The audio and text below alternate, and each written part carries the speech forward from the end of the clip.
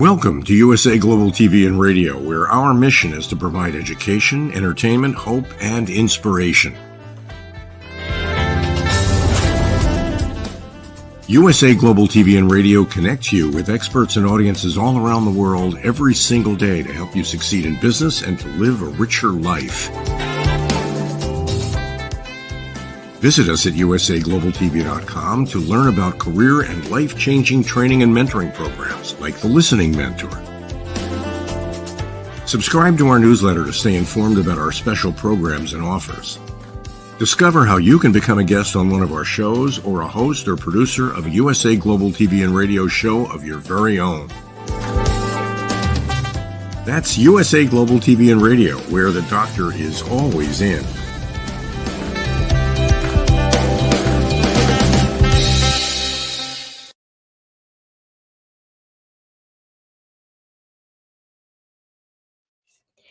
Hello, everyone. Welcome to USA Global TV and Radio. We are super happy to have you. I'm Dr. JACALYN KERBECK, and wherever you are in the world, we are celebrating you. We continue to grow our platform so that more people can come from around the world and share their stories. Our show today is the Mallorca Connection, and our topic is a fascinating one. It's Innovate and Elevate strategies for scaling up your startup. With us is the star of our show. This gentleman is a serial entrepreneur, and he is so heart-centric. He loves to share his experiences with our audience so that people can learn and grow. Let us welcome the incredible, the dynamic, my dear friend, Mr. Roland Fredel. Hello. Hello, JACALYN. Great to see you. You look amazing. I love your new style. Oh, thank you so much. Thank you. Yeah. I am wearing a pair of heels today. I never really wear heels, so I'm still getting used to it. But thank you. You look great yourself. Where in the world are you? Yeah. First of all, hello to our audience. Where are you joining us? Hello. Great that you join us. Well, where am I right now? I'm actually in my home country in Austria, but I'm in another part. I'm in the Alps in Tyrol. Tyrol is famous for hiking in summer and actually for skiing in winter. So it's a beautiful area here. So I just arrived a few minutes before the show. Okay, Roland, thank you so much for sharing that. I really love the fact that you just decided to leave Mallorca, get in your motorhome, and drive through Europe for the last amount of time. You've had incredible experiences. Would you please share with our audience a little bit about your background as an entrepreneur? You've done many different businesses. Some were successful and some not so successful, but you've learned from it. So tell us more, please. Thank you. Yeah, you're welcome. Yeah. Well, first, I'm Roland. As I said, I'm Austrian, but I I don't call myself an Austrian. I'm a world traveler. I'm a citizen, a human being. So I always travel the whole world. And actually, after my studies at my university, I went to the corporate world. I had a very short career, a very fast one. I guess I was the youngest member of board of director of a huge company. Why it was a short one? Because after 3 years, I decided getting out of the corporate world very early in my end 20s and starting my own businesses for different reasons. So as you mentioned, Dr. JACALYN, I started different reasons, some very successful and some failed. Actually, two have failed. But it was a huge learning for me. I got to know myself better as an entrepreneur. What is my strengths? Where are my weak points? So I found out I focus on my strengths, and for my weak points, I hire somebody who knows it better than myself, has more experience. So that's my career. And after a few years, other companies came to me, other managers came to me and said, "Hey, can you train my people on sales, on communication, on leadership, and so on?" So besides my businesses, I started a career as a consultant and trainer. Actually, right now, almost 3 decades. I'm traveled the world for huge international big companies like Xerox or OpenText or many others, to name a few of them. Actually, I've been on every continent training for them, in North America, South America, Asia, Africa, and of course in Europe. Never been to Australia, but all other continents. So, and with all this experience, I could help companies, individuals.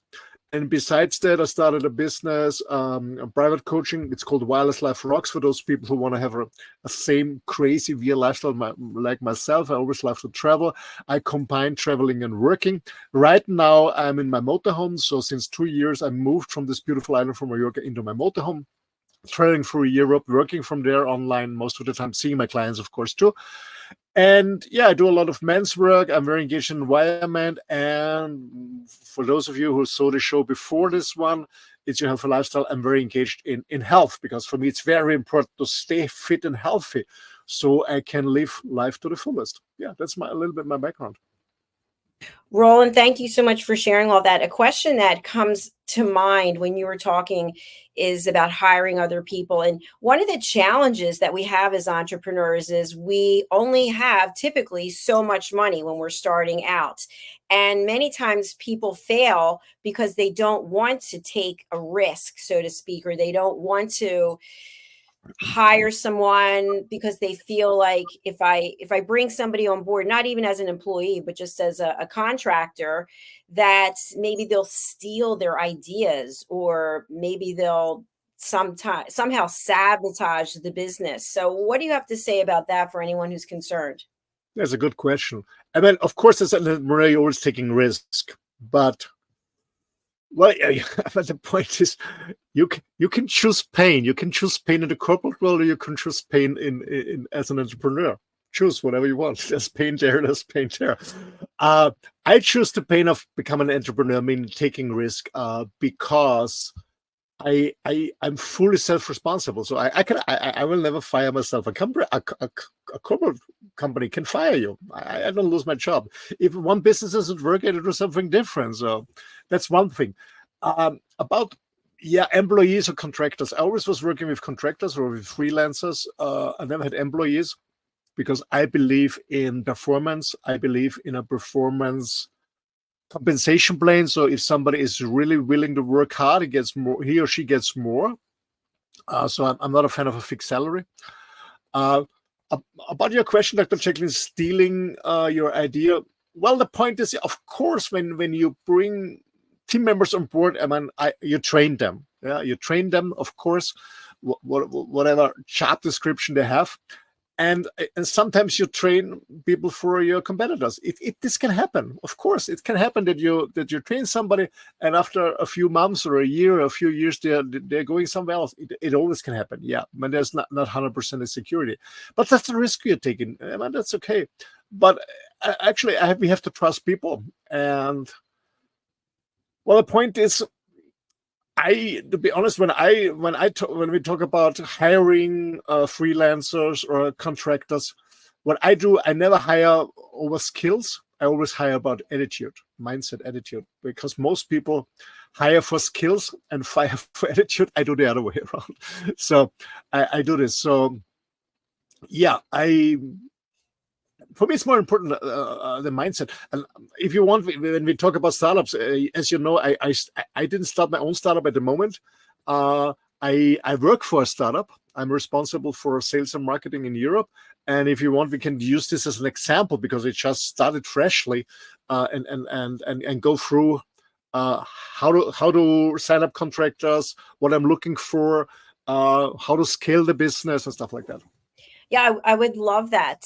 One question before we get to that. So when we think about scaling your startup, and you're with a startup now, what do we have to have in terms of a business plan, or how far out? Let me just take a step back. How far out do we have to project with a business plan into the future? So it's for the next 2 years, the next 5 years. It's really hard to know where you're going to be. Like, for example, we can take USA Global TV and Radio as a startup.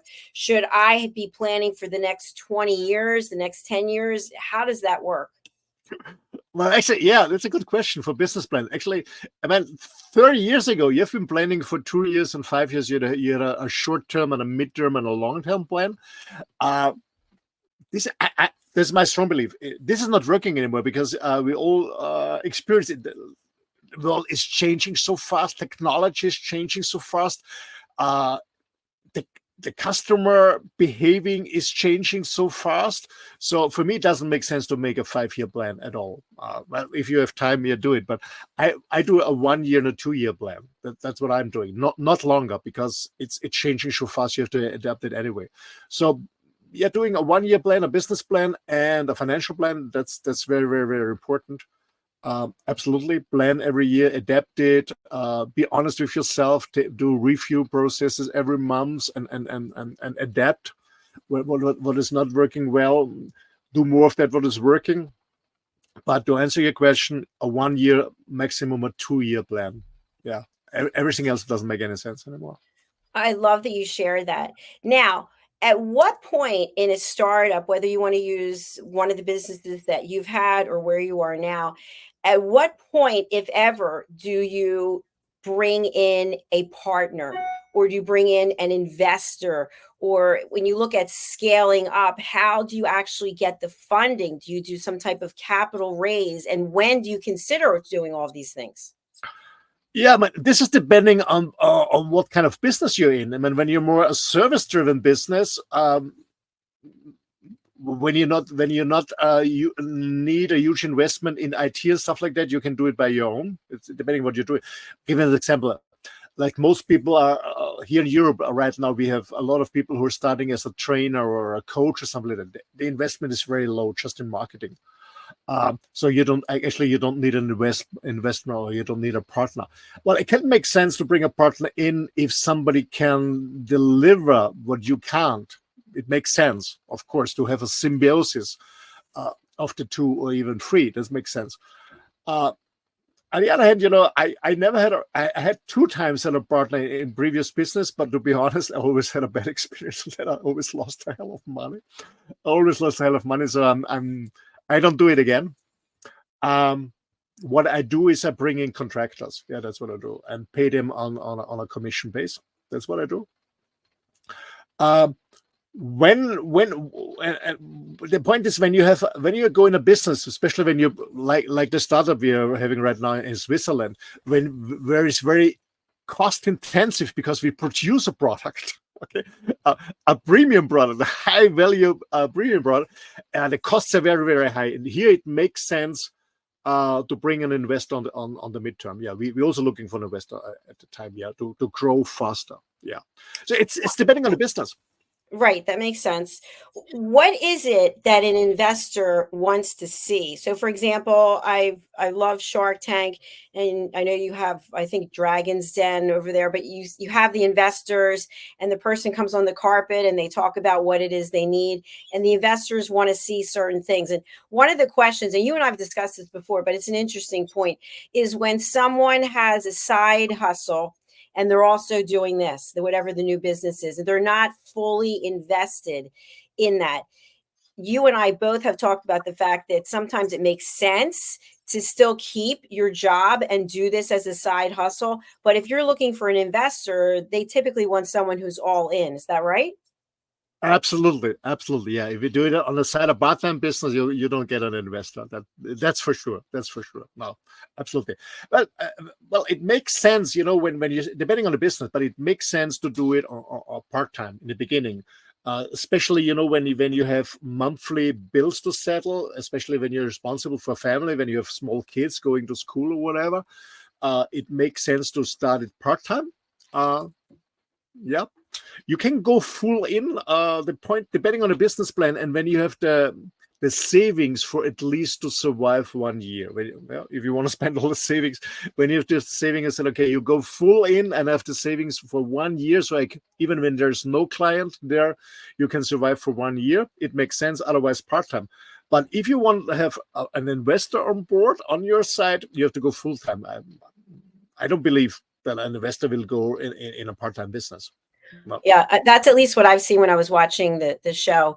Okay, so let's talk about what you're doing right now. You mentioned that the company offers a product as opposed to a service. And of course, they had to go out and hire a sales organization. Now, one thing that we have here in the States, I don't know how it is there, but certain industries like real estate, insurance, they compensate people by commission. So you have to go out and do the work. You're not getting a salary. When you do get the sale, you close the business, then you get paid. What do you think the pros and cons are to that type of business model as opposed to paying a salary? For the contractor or for the business owner? For the business owner. Okay. Well, as I said at the beginning, I'm a fan of performance. I am a fan of a compensation plan. So being commission-based compensation plan. So the more you do, the more you get paid. And there's no risk. I mean, there's a small risk, of course. Yeah, because as we say, somebody can burn the market. Yeah, if you have a bad person and is spreading a bad reputation, of course there's a risk.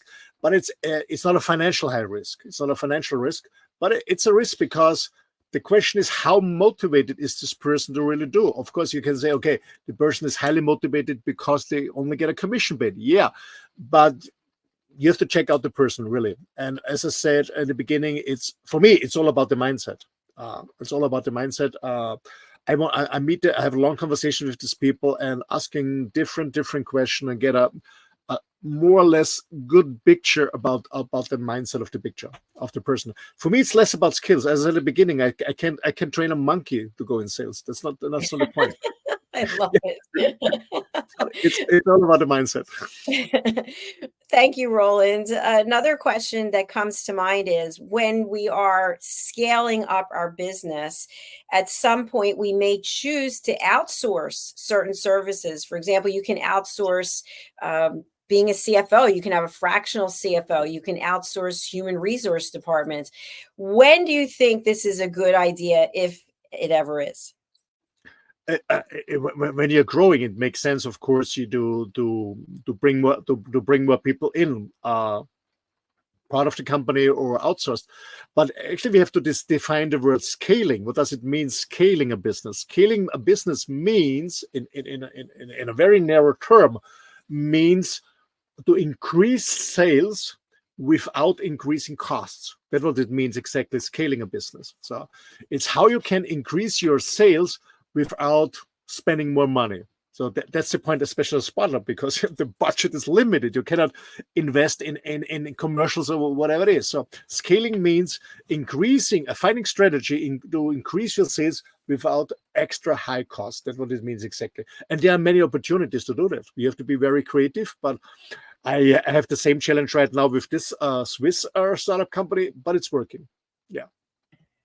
Thank you, Roland. Now, there is a difference, obviously, if a company is manufacturing a product or they're selling a product, they're somewhere in that distribution channel for products. When it's service-based, I would think that many times there could be a potential credibility issue because the entrepreneur doesn't have the longevity.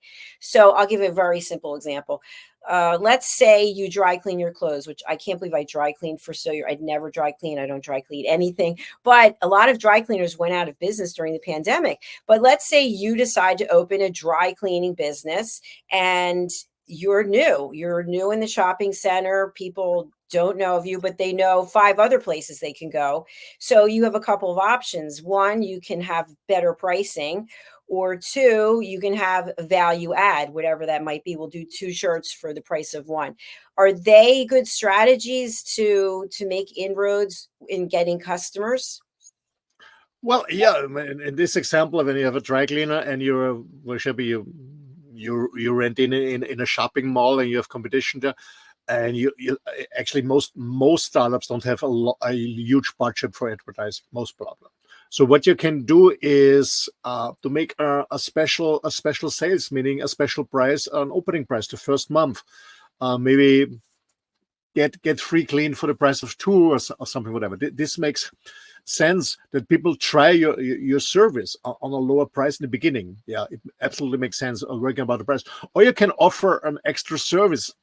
For example, you pick up the gloves and bring it to them if you have somebody around you, maybe a student who has the time in the area with his, with bicycle, like some food deliverers. So you have to be creative, whatever you want to do. There's so many options. Just be creative, find new ways. The point is, whatever business you're doing is look at competitors and look at from a customer's point of view and say, okay, what's missing? If you would be a customer there, what's missing? Yeah. And find a new way to fill this gap. And most companies who are very successful in the last years, and I know some companies who started in an economic crisis, otherwise went bankrupt in 2008. And there are I know some German companies who started in 2008 very successfully, or even during the pandemic. A friend of mine, he started in business in the pandemic very successfully. What he did was just checking competitors, what they're offering, and said, okay, from a customer's point of view, what can I do better that has a value to the customer? Be creative. Yeah. Yeah, I love that. And I think it's also your mindset, because we're talking about people who were successful during the pandemic and people who are not successful. And obviously your service, your product, the way you treat your customers have a lot to do with it. And also fate, of course, I guess at some point. Mhm. So when we look at innovation, is innovation looking to see what your competitors are doing and then one-upping them, or is it looking for a completely different path? And I'll give an example. Obviously, we all know about the pharmaceutical industries, and now we also know about alternative, holistic ways of living. So at some point, pharmaceuticals were the only way to go. And somebody said, hey, you know what? No, I'm not taking those drugs. I'm going to find a different way. And maybe they went back to ancient times and looked at what people were doing back then. So they went a completely different path. What do you think?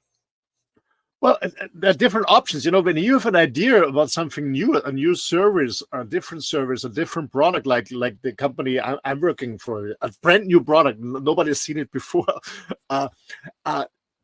Yeah, that's innovative. You innovate. Actually, the founder invented the product. Actually, he has a totally different business background. He's in IT, but in his vacation time, he was looking for a product like that. Didn't find it on the market, so he invented it and brought it to the market. So that's innovation. But it can also, as I mentioned before, it can also be an innovation when you look at competitors in a business where you want to get in. Look at what competitors are doing, and as I said before, look at it as a customer's point of view and said, okay, it's cool, yeah, the product, the service offering, but what would it more easier, more comfortable, more convenient, and think from a customer's point of view, what is missing, and find a new way. And so there are both. You can invent something new, an idea, a product, or you look what's going on in the market and say, okay, from a customer's point of view, how can I do it better? How can I bring more value to customer? Maybe I have a home delivery service. How to make it more convenient? It's all about. Yeah. Absolutely. I agree with you. And one thing that comes to mind is the iPhone, for example. And there's constant new releases and updates. And if you have an iPhone, you're like, I've got to get the latest phone, right? I don't know that you feel that way or that I feel that way, but the pressure that companies have to differentiate themselves. And at the same time, I think to myself, do they lose clients? I mean, Apple stock has been really doing well for a while, but I'm wondering, is that where do you draw the line on the innovation? So how many new software releases do you have to have? How many part two, like Barbie, for example? Think about how many Barbie dolls there are. They're constantly coming out with new Barbies. So the original product itself, I guess, becomes stale unless you consistently find new audiences. Yeah. As I said in the beginning, the world is changing, market is changing, consumer behavior is changing so fast.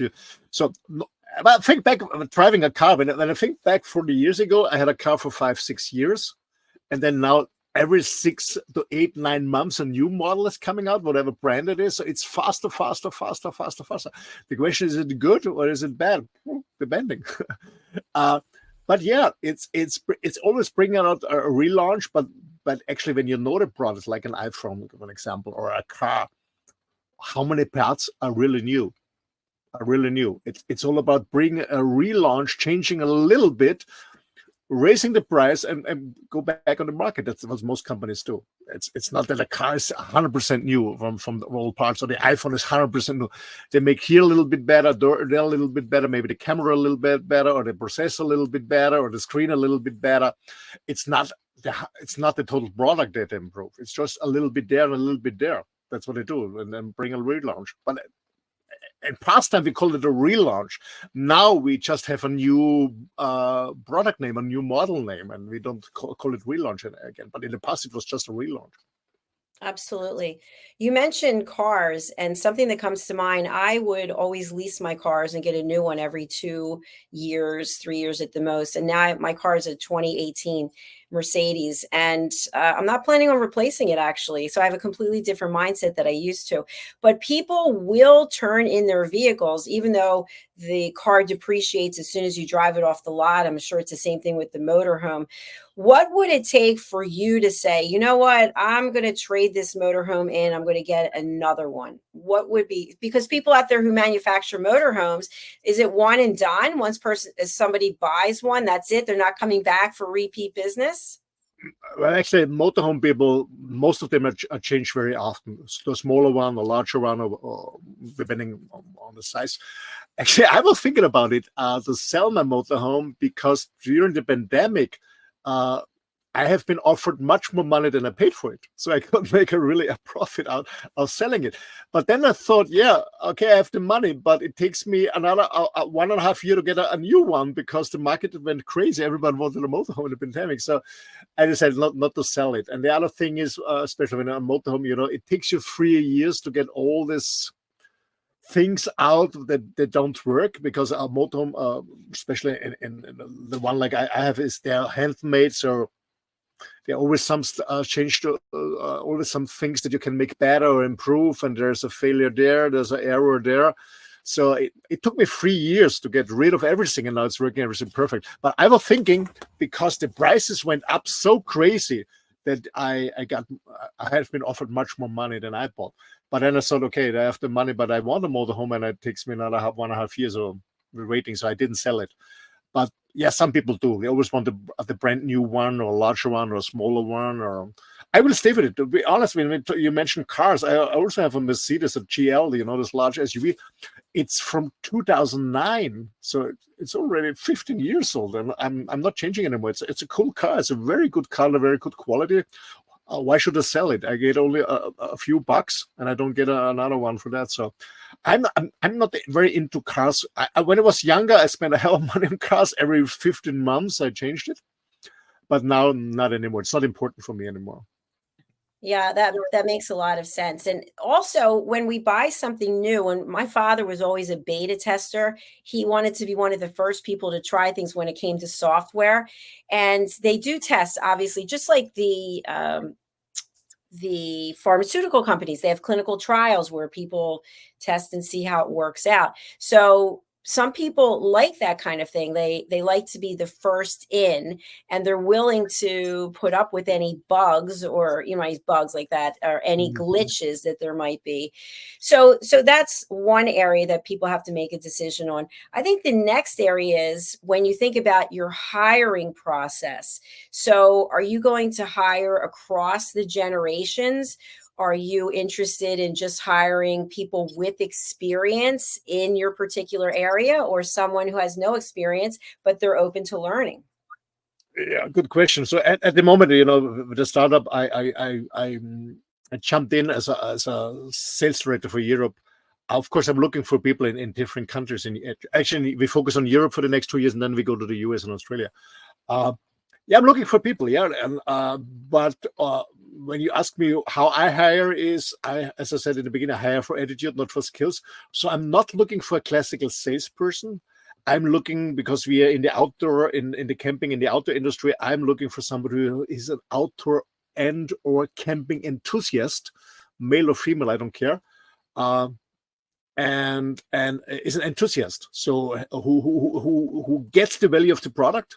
He's enthusiastic in front of, because every contractor gets his own product, can use it for themselves and try it out when they go outdoors on the weekends or on camping or whatever. So who loves the product, is enthusiastic about the idea, about the vision of the company. And the sales, because our sales process is quite easy, it's not very complex. So as I said in the beginning, I hire them for attitude, about their mindset, and I teach them. For example, in Piero Visconti, we did an interview with him. This former Italian photographer. He was a very famous fashion photographer in Italy, Milan, and in London. He was the publisher of one of the most popular photograph magazines for professionals. He moved to Norway, does outdoor camps right now, and I signed him up as a contractor because he's an outdoor enthusiast, also very successful with his own channel, and he has no idea about sales, but I trained him, so it's working. And by the way, I visit him in July, so in July I go up to Norway. So I looking for people in this specific business I am right now, for outdoor camping enthusiasts, and I trained them the sales process.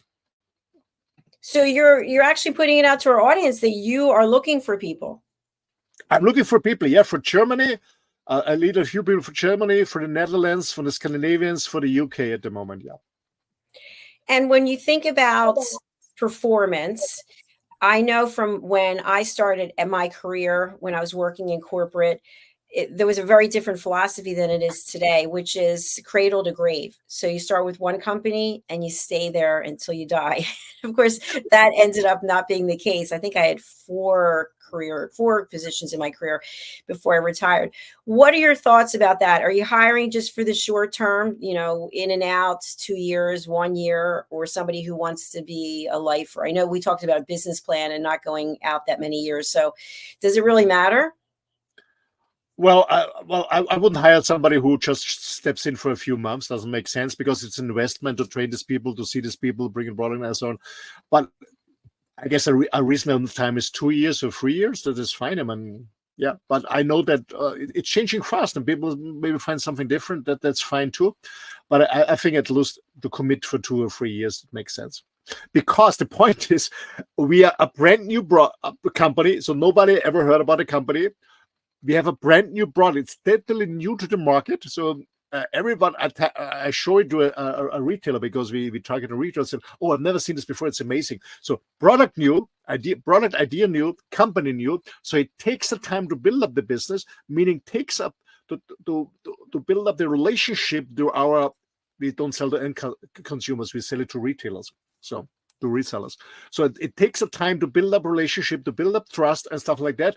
So it doesn't make sense to quit after a year, because you won't see much money. So the most of the money comes in the second and the third year. That makes sense. Thank you. Now, what about what's the plan? You have to have a plan in place for passing the company on. What is that called? Passing the company on? You meaning to sell it later, or what? Yeah. So let's say for me, for example, and I decide to take a step back, or I'm not in the limelight, and actually I've created it so the platform can run by itself, as long as we have producers and marketers and search engine optimization. But what about that plan that needs to be put in place so that the company can grow? Because if the branding is just about one person, then that can become obsolete very quickly. Yeah, absolutely.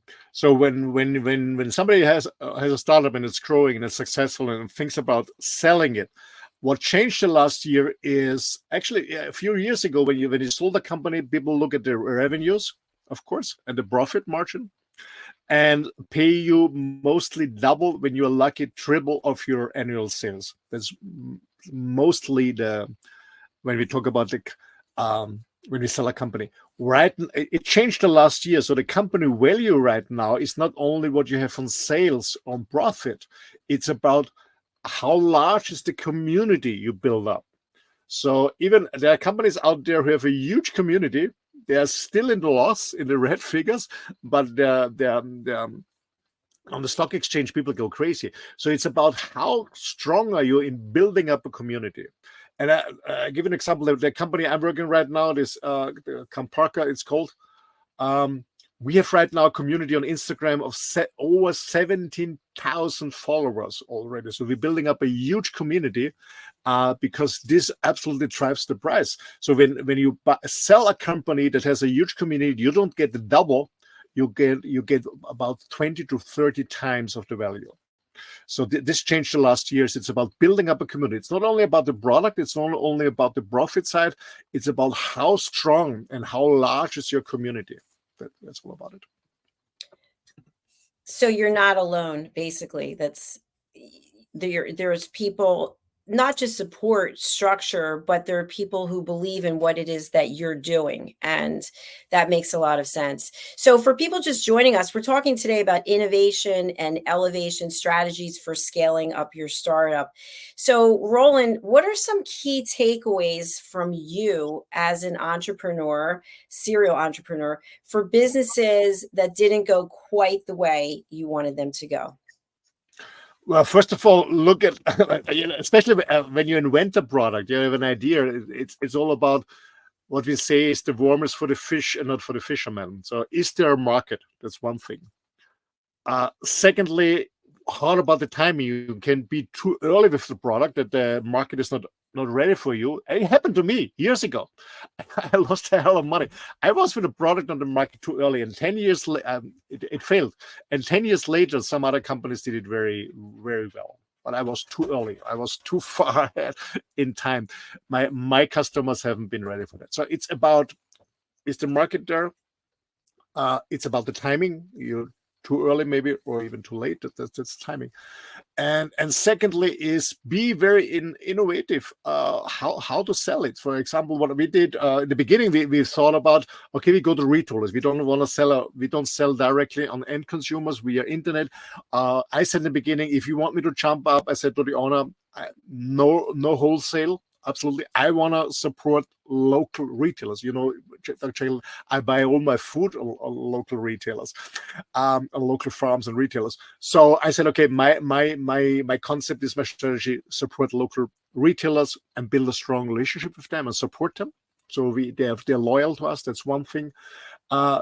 And then we said, okay, we go also on trade fairs. We do trade fairs because on trade fairs, or special trade fairs in our business, we see end consumers and retailers, so both sides. So we can have both sides.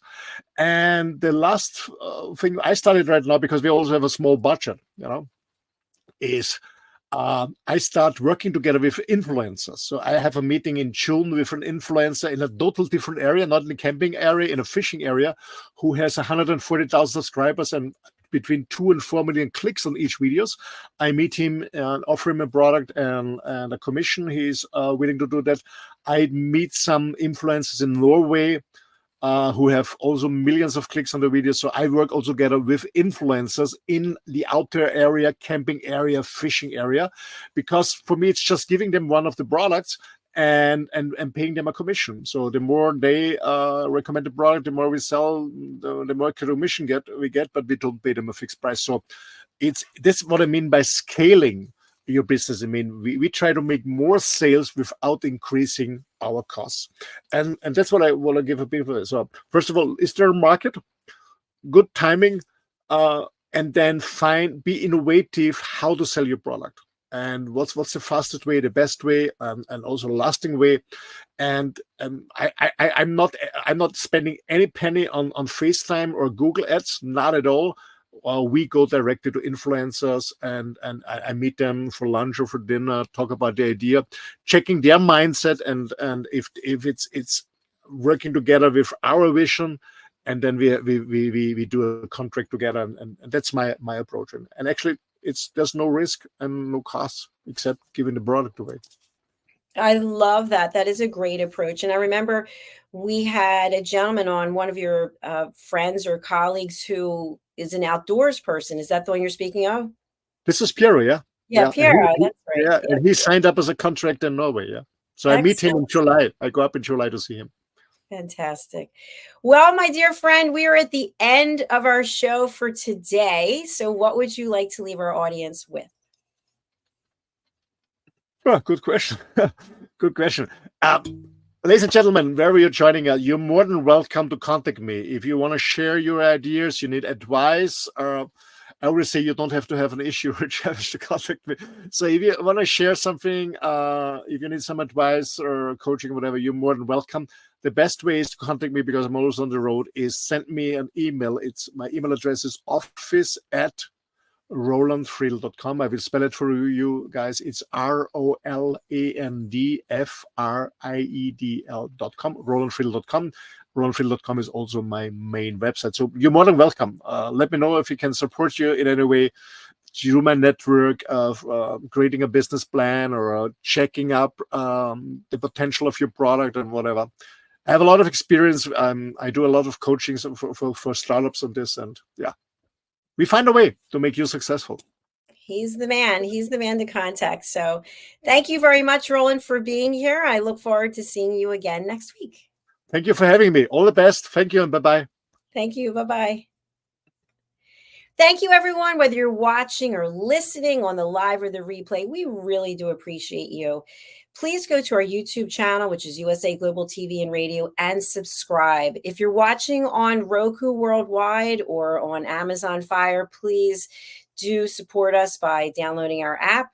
I guess if you are watching, then you're watching on the app. That would make sense. But maybe you weren't aware that we have an app. So we absolutely do. Our next show is coming up. It's a special edition of Dementia Home Care with Tracy Cram-Perkins and her special guest, Dr. Felix Kravitz. So stay tuned for that. And we'll look forward to seeing you just shortly after the conclusion of this show. Thank you again. Let's take a look from our sponsors. USA Global TV and Radio proudly presents our partner and sponsor, Mr. Philip Sykes and the British School of Excellence, building confidence, changing lives. And now, proudly presenting the Polished Professional. On a transformative journey with the British School of Excellence's comprehensive suite of masterclasses, crafted to elevate your professional and personal life. 8 outstanding modules will elevate you to the next level. Module 1, Exploring Life's Purpose, delves into the depths of self-discovery, guiding you to chart your unique path to fulfillment and success. Module 2, Mastering Professional Presence and Confidence. This masterclass is a deep dive into the art of self-assurance and commanding presence, which is essential for standing out in today's competitive landscape.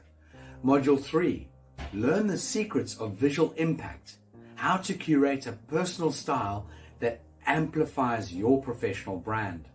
Module 4, Mastering Professional Etiquette and Communication Excellence, navigating the nuances of corporate interaction with grace and tact. Module 5, Elegance in Eloquence. We impart powerful techniques to captivate and persuade any audience with your oratory skills. Module 6, Unlock the potential of your emotional intelligence, EQ, and harness the ability to connect, empathize, and lead with emotional savvy. Module 7, Mastering DISC, building a gateway to understanding behavioral styles, fostering better personal and professional relationships. Module 8, Mastery in Dining Etiquette, building your confidence to Perfect the subtleties of dining with finesse, enhancing your social savviness at any table.